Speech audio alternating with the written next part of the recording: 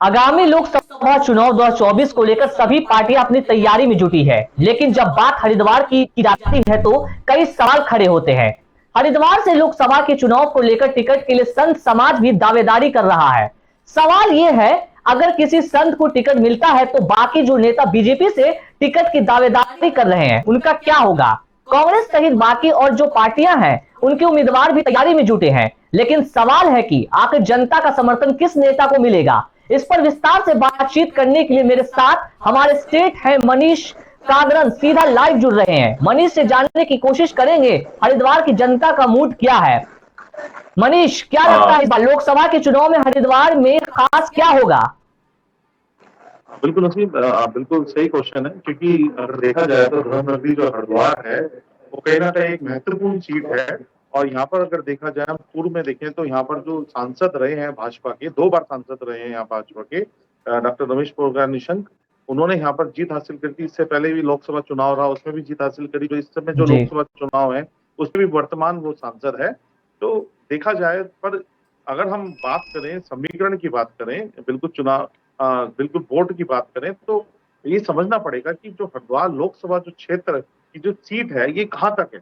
देखिए, इसमें है ना 11 जी जिले अगर देखा जाए तो जो 11, अगर हम बात करें विधानसभा, तो हरिद्वार जिले की आ रही है, जिसमें 3 जो विधानसभाएं हैं वो देहरादून जिले से आ रही है। तो करीबन करीबन अगर हम बात करें तो 14 विधानसभाएं इसके अंदर आ रही है। तो कहीं ना कहीं वोट बैंक जो है वो कहीं ना कहीं समीकरण इस तरह से भी बिगड़ती है। अगर बात करें, क्योंकि संत समाज भी बहुत ऐसा रहा है, अब चाहे बात करें हम अखाड़ा परिषद के अध्यक्ष की बात करें या और भी संतों की बात करें, तो वो भी ये, उन्होंने भी ये खुल करके सामने आ गए हैं कि इस बार जो लोकसभा जो चुनाव होगा उसमें तो हरिद्वार लोकसभा जो क्षेत्र से जो सीट रहेगी जी उसमें संत को टिकट में,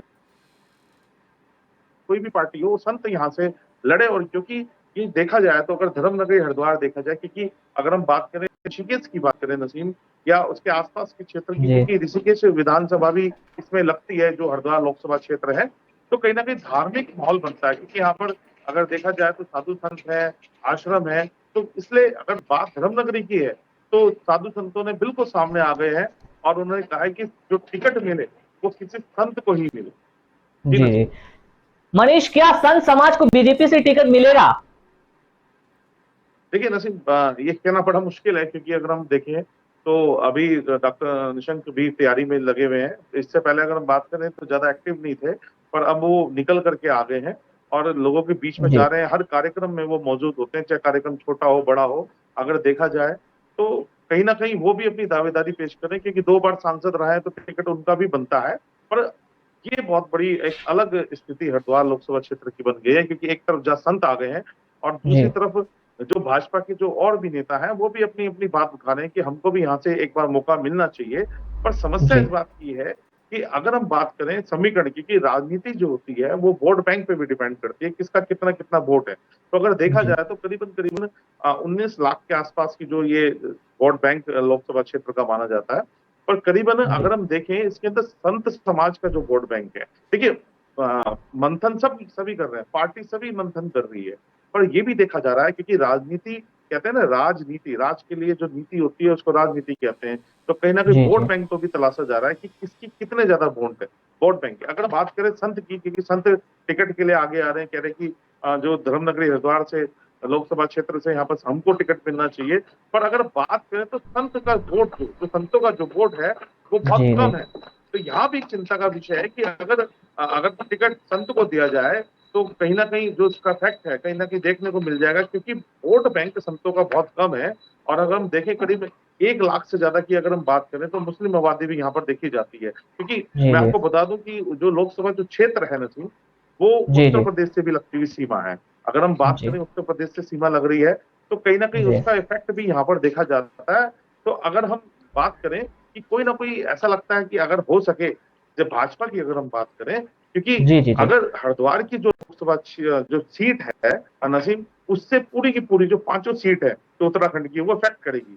और ये भी कहा जी जाता है कि अगर उत्तराखंड से अगर इफेक्ट होता है तो सीधा का सीधा वो हिमाचल पे भी प्रभाव पड़ता है, और इसका जो प्रभाव है पश्चिम उत्तर प्रदेश की जो बहुत सारी सीटें हैं उस पर भी असर दिखता है।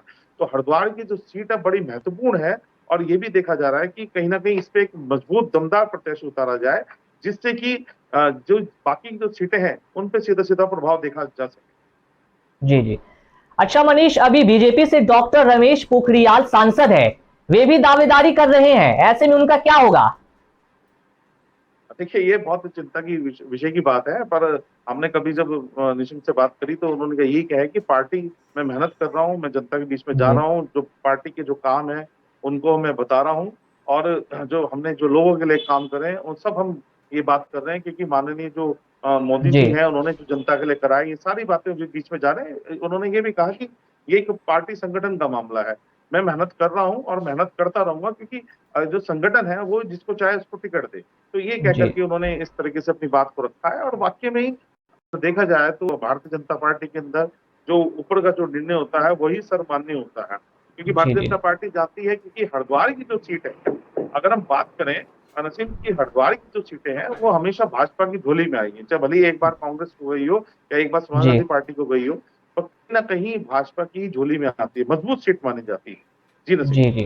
हेलो। कांग्रेस पार्टी से हाँ हरिद्वार से टिकट किसका हो सकता है? बोलना।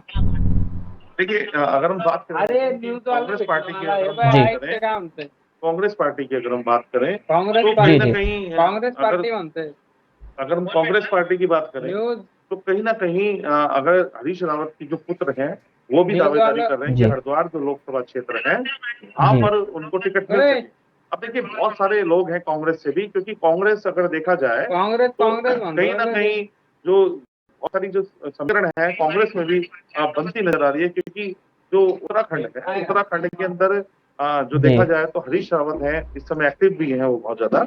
तो कहीं ना कहीं जी अगर जी देखा जाए तो उनके जो पुत्र हैं उन्होंने यहाँ पर अपना एक दावा रखा हुआ है कि यहाँ से उनको टिकट मिल सके, जिससे कि यहाँ से सीट निकल सके। अगर हम इससे पहले की बात करें तो हरक सिंह जी जी रावत ने भी ये चर्चाएं, बाजार गर्म था कि हरिद्वार से यहाँ पर चुनाव लड़ सकते हैं, अगर उनको कांग्रेस पार्टी यहाँ से टिकट दे तो यहाँ से लड़ सकते हैं। तो कई सारे ऐसे नेता हैं, क्योंकि सब जानते हैं, पार्टी जानती है, हर पार्टी जानती है कि हरिद्वार अगर लोकसभा क्षेत्र से अगर मजबूत दावेदार होगा और यहाँ से सीट निकलती है तो इसका प्रभाव पूरे पांचों की पांचों सीट जो उत्तराखंड की है उस पर पड़ेगा। बिल्कुल नसीब। जी।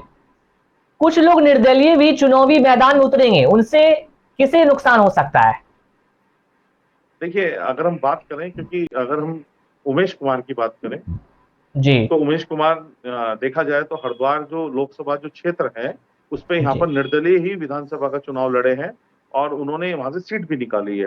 तो कहीं ना जी कहीं जी अब भी वो लोगों के बीच में जा रहे हैं, दावेदारी कर रहे हैं, चर्चाएं हैं। ये भी क्योंकि उनकी जो चर्चाएं हैं, बसपा की भी चर्चाएं हैं, पर अगर जी देखा जाए तो जिस तरीके से वो मेहनत कर रहे हैं, तो आगे लोगों के बीच में जा रहे हैं, तो कहीं ना कहीं कोई निर्दलीय भी समीकरण थोड़ा थोड़ा जो वोट बैंक है वो निकाल सकता है। पर देखा जाए तो लोकसभा क्षेत्र के अंदर जो निर्दलीय हैं उनका कोई जी ज्यादा जी धर्मनगर हरिद्वार पे ज्यादा कोई प्रभाव नहीं देखा गया है, क्योंकि पार्टी है और सेंटर से ही यहाँ पर वोट बैंक होता है। जी।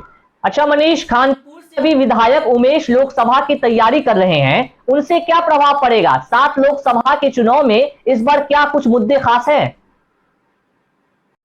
बिल्कुल, देखा जाए तो देखिए, सबसे मेन जो मुद्दा होता है धर्मनगरी हरिद्वार के अंदर, सबसे जी मेन जो मुद्दा होता है लोकसभा, अगर हम बात करें लोकसभा सीट की बात करें तो सीधा ही सेंटर के मुद्दे होते हैं, सीधा ही केंद्र के मुद्दे होते हैं, और उसी पे चुनाव लड़ा जाता है, क्योंकि विधानसभा जी क्योंकि काफी 14 के करीब विधानसभा क्षेत्र के अंदर होती है, और करीबन करीबन क्षेत्र बहुत बड़ा है, तो मुद्दे भी केंद्र के ही रहते हैं। कोई ऐसा मुद्दा नहीं है, स्थानीय मुद्दे यहाँ पर नहीं रहते अगर देखा जाए। पर यह है कि पार्टियां स्थानीय मुद्दे बनाने की कोशिश करती हैं, पर देखा जाए तो सीधा सीधा ही केंद्र के जो मुद्दे हैं उस पर वोट बैंकिंग देखी गई है। इससे पूर्व भी अगर हम बात करें, क्योंकि भाजपा का एक गढ़ माना जाता है, लोकसभा जो क्षेत्र हरिद्वार है वो भाजपा का शुरू से गढ़ माना जाता है। करीबन करीबन 2 बार के विधायक डॉक्टर रमेश पोखरियाल निशंक भी यहाँ पर हो गए हैं, और कहीं ना कहीं गढ़ ही इसको माना गया है कि यहाँ पर जो भाजपा से खड़ा होता है उसको यहाँ की जनता विजयी बना करके भेजती है।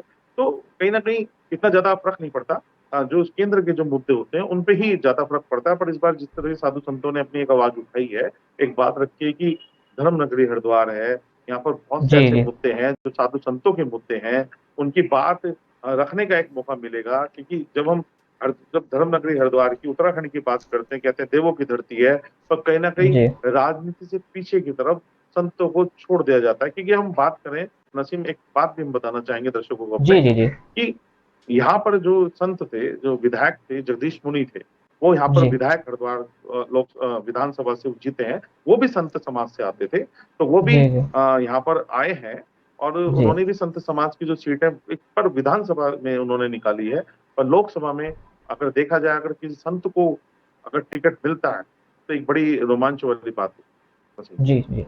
शुक्रिया मनीष तमाम बातचीत करने के लिए। अब देखना होगा जनता का समर्थन किस नेता को मिलता है।